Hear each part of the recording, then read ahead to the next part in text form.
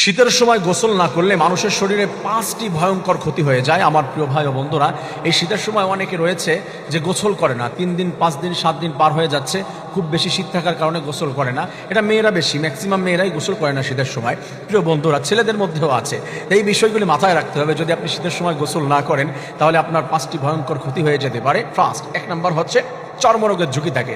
এই শরীরের ভিতরে মানুষের চামড়াগুলো থাকে শুষ্ক বাতাস, এখান থেকে চর্মরোগের ঝুঁকি বেশি। দেখবেন ম্যাক্সিমাম জায়গায় যাদের চর্মরোগ বেশি রয়েছে শীতের সময় এটা বেড়ে যায় বেশি, এবং অনেকের শীতের সময় নতুন করে চর্মরোগের সৃষ্টি হয়। সেটা কারণ কি?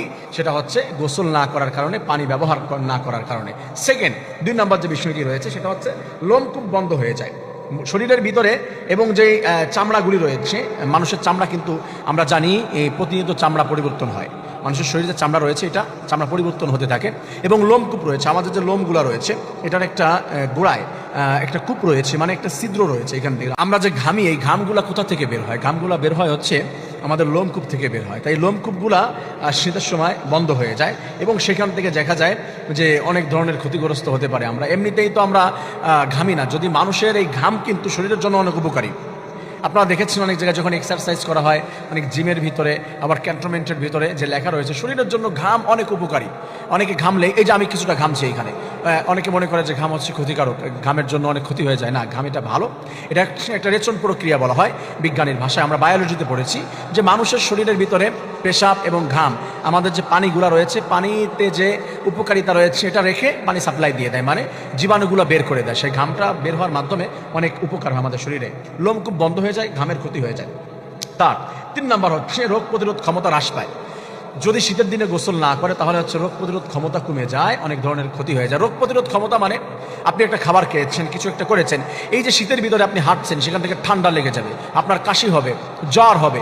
রোগ প্রতিরোধ ক্ষমতা যদি আপনার ভালো থাকে তাহলে এই সমস্যাগুলো আপনাকে ধরতে পারবে না। আর রোগ প্রতিরোধ ক্ষমতা যদি আপনার কমে যায়, দেখবেন সাধারণভাবে আপনি কিছু একটা নিয়েছেন, খেয়েছেন, সেখান থেকে আপনার অসুস্থতা হচ্ছে, বিভিন্ন ধরনের ক্ষতির ভিতরে আপনি পড়ে যাচ্ছেন।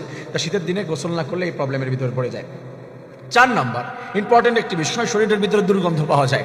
অনেক মানুষ রয়েছে যে শীতের ভিতরে গোসল না করার কারণে শরীরের ভিতরে যদিও ঘাম না থাকে, একটু গন্ধ কম হয়, কিন্তু তারপরেও যারা গোসল করে না, ম্যাক্সিমাম মানুষের শরীরের ভিতরে, পায়ের ভিতরে, মাথার ভিতরে, চুলের ভিতরে ময়লা জমে যায়, সেখান থেকে হচ্ছে দুর্গন্ধ বের হয়ে যায়। এটা একটা মানুষ নিজেকে যদি স্মার্ট দাবি করে, নিজেকে যদি পরিপাটি দাবি করে বা রাখতে চায়, গোসল না করে কিভাবে থাকে এটা আমার বুঝে আসে না। অনেক মানুষ রয়েছে আমার প্রিয় ভাই বোনেরা।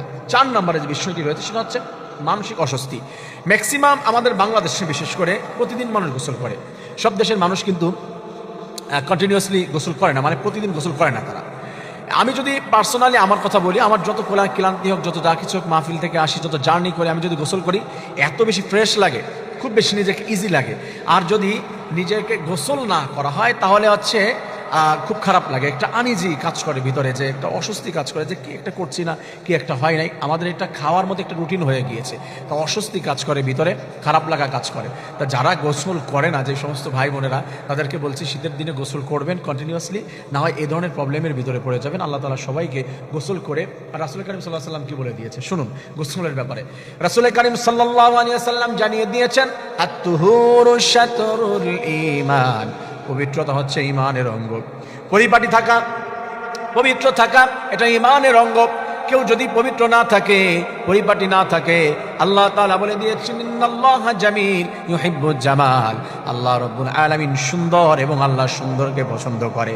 কেউ যদি নিজেকে গোসল না করিয়ে, পানির কাছে না গিয়ে অসুন্দর রাখে, মনে রাখবেন অসুন্দরকে রব্বুল আলামিনও পছন্দ করেন না। আল্লাহ তাআলা আমাদের প্রত্যেকটি ভাই বোনদেরকে যারা গোসল করছে না, শীতের দিনে গোসল করে এই ক্ষতি থেকে বেঁচে থাকার তৌফিক দান করেন, আমিন।